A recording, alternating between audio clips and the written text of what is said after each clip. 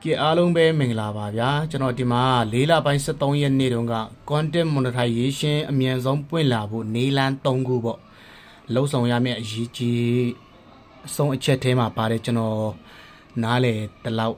အချက်3ချက်ကိုပြောပြထားတာဖြစ်ပါတယ်ဒီဗီဒီယိုအောက်မှာကျွန်တော် comment တွေစိုးစိုးဝါးဝါးတော့မတွေ့ဘူးပါဗျာဒီမှာတော့တယောက်ဒါတော့ဘာတော့ဘာပြောချင်တာလဲမသိဘူးနော်ဆိုတော့ तू ကဆရာကြီးလားဆရာမကြီးလားတော့ဘာတော့မသိဘူး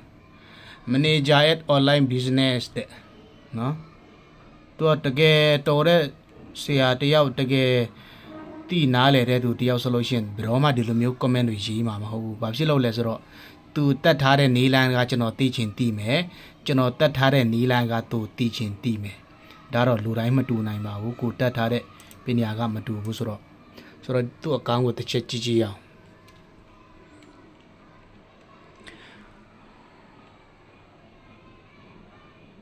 ဒီတယောက်တော့ထင်တာတော့မင်းကလေးဖြစ်မယ်နဲ့တည်တယ် follower လဲ9000ကျော်ရှိတယ်ဒီမှာလဲတင်တော့တင်ထားတယ်သူ့ကိုပိုင်ဗီဒီယိုဟုတ်မဟုတ်တော့မသိဘူးကျွန်တော်သူ့ကိုပိုင်ဗီဒီယိုမတင်တာတော့တေချာတယ်ဒီမှာ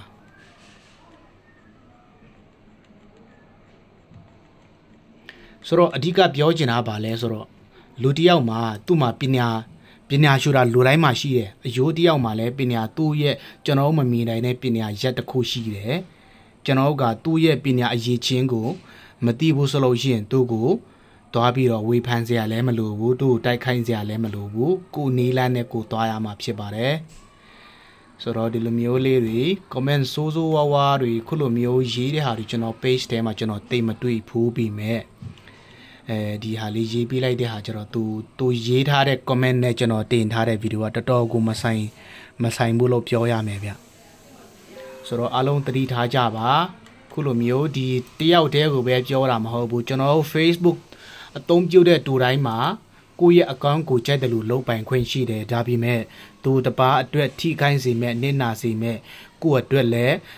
အစိုးတွေဖြစ်လာစေမဲ့စကလုံးမျိုးတွေသူတပားကိုကဲရဲတာတွေ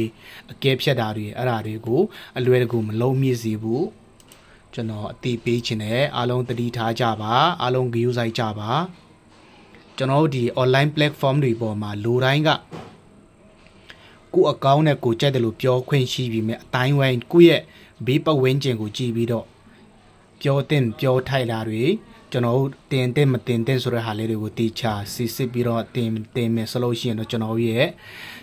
တယောက်နဲ့တယောက်ကိုယိုသည်လေးစားမှုရှိမှာဖြစ်ပါတယ်အားလုံးကိုကျေးဇူးတင်ပါတယ်နော်